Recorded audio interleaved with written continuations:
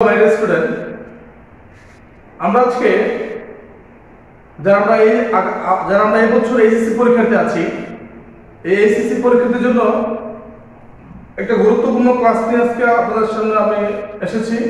ক্লাসটি হচ্ছে যে আমরা কিভাবে খুব অল্প সময়ে আমরা কিভাবে ভালো একটা মার্ক করতে পারি পরীক্ষায়। আমি আজকে আপনাদেরকে দেখাবো। দেখেন, হিসাব বিজ্ঞান প্রথম পত্রের মধ্যে আমরা ক্লাস নবম এবং দশম শ্রেণীর যে অধ্যায়গুলো পড়ে আসছি, যেমন লেনদেন, জাবেদা, খতিয়ান, রেওয়ামিন, নগদান এবং হচ্ছে আর্থিক বিবরণী।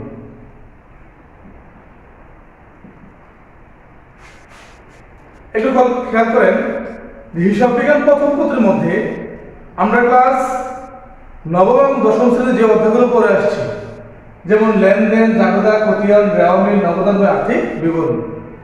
আমরা যদি কেউ এই অধ্যায়গুলো ভালোভাবে পড়ি, তাহলে আমরা এই অধ্যায়গুলো থেকে ক্লাস পাওয়া সম্ভব। কারণ হচ্ছে আর্থিক বিবরণী থেকে মাস্ট বিদ্রোহ দিতে হবে, নগদান থেকে একটা আসে, রেওয়ামিন থেকে একটা আসে, আর এই তিনটা মিলিয়ে চারটা বা তিনটা বছর কনফার্ম পরীক্ষা থাকে। তাহলে দেখেন, আপনি একটু খেয়াল করে দেখেন, এখানে আমাদের পাঁচটা হয়ে যাচ্ছে। তো এই অধ্যায়গুলো করলে আপনি যদি লেনদেন, জাবেদা, খতিয়ান, রেওয়ামিন এই চারটা অধ্যায় পড়েন, যারা আমরা একটু দুর্বল আছি, আমরা এদিকে পাসও করতে পারবো, ভালো একটা মার্ক তুলতে পারবো। তো ডিয়ার স্টুডেন্ট, যারা এইচএসসি পরীক্ষাতে আছি, আমরা একটু ভালো করে যদি এখনো পড়ি, তাহলে এখনো ভালো রেজাল্ট করা সম্ভব। তো প্রথম পদের মধ্যে আমরা এই অধ্যায়গুলো একটু করবো। এইগুলো বাইরে যে অধ্যায়গুলো আছে, যেমন হচ্ছে ব্যাংক সমন্বয়, বিবরণী, তারপর হচ্ছে অবচয়, তারপর হচ্ছে কার্যপত্র। এই অধ্যায়, যেমন নতুন যে অধ্যায়গুলো অ্যাড হয়েছে, এই অধ্যায়গুলো যদি আপনি নাও করেন, আপনি কিন্তু মানে ভালো একটা মার্ক করতে পারবেন। আর আমরা যারা অ্যাডমিশন টেস্টে যাবো, তারা অবশ্যই ফুল বইটাই করতে হবে। এটা গেল মানে প্রথম পত্র থেকে।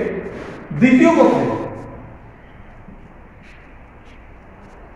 পত্রে একবারে মানে ছোট ছোট অধ্যায়গুলোর মধ্যে আমরা কম সময়ে ফুল অ্যান্সার করা সম্ভব।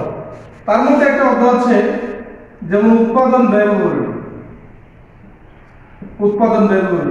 2 নম্বর হচ্ছে শেয়ার ইস্যু,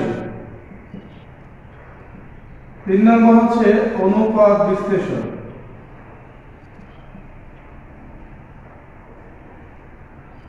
4 নম্বর হচ্ছে মজুদ পণ্যের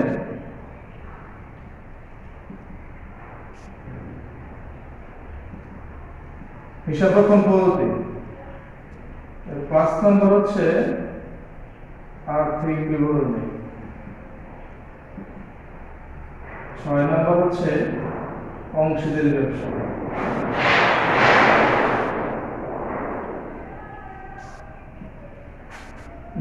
খেয়াল করেন, হিসাব বিজ্ঞান দ্বিতীয় পত্রের মধ্যে এই যে উৎপাদন ব্যয় বিবরণী, শেয়ার ইস্যু, অনুপাত বিশ্লেষণ, মজুদ পণ্য হিসাবরক্ষণ পদ্ধতি, এই চারটা অধ্যায় যদি কেউ ভালোভাবে করতে পারেন, এখানে 50 কনফার্ম। আমরা যদি কেউ এই চারটা অধ্যায় ভালোভাবে করতে পারি, তাহলে 50 কনফার্ম হতে পারবে। তাহলে এই চারটা অধ্যায় পাস করার জন্য গুরুত্বপূর্ণ, প্লাস করার জন্য গুরুত্বপূর্ণ। আর এই আর্থিক বিবরণী 2 নম্বর দেওয়া লাগবে, অংশীদারি ব্যবসা থেকে 2টা বা 1টা প্রশ্ন প্রতি বছরই এসে থাকে। তো ডিয়ার স্টুডেন্ট, আমরা অনেকে একটু হিমশিম খেয়ে যাই যে আমরা কোনগুলো মূলত অ্যান্সার করবো। আর একটা বিষয় হচ্ছে, এই হিসাব বিজ্ঞান প্রশ্ন প্রথম পত্র, দ্বিতীয় পত্র যেটাই হোক না কেন, আর যত ইজি হোক, প্রশ্নের অ্যান্সার করার যে সিস্টেমটা, এটা হচ্ছে আপনি 1 নং 2 নং আর্থিক বিবরণী দেওয়া থাকে। 1 নং 2 নং যত ইজি আসুক না কেন, আমরা কোনো সময় 1 নং 2 নং প্রথমে অ্যান্সার করবো না। আমরা 1 নং 2 নং সর্বশেষে অ্যান্সার করবো। কারণ হচ্ছে আর্থিক বিবরণী এমন একটা অধ্যায়, যদি একটু পেস লাগে, তাহলে কিন্তু আপনার পুরো সময়টাই এখানে চলে যাবে। তো ডিয়ার স্টুডেন্ট, আমরা এইভাবে টেকনিকে আমরা ফুল অ্যান্সারটা করতে পারবো। ধন্যবাদ সবাইকে। আসসালামু আলাইকুম।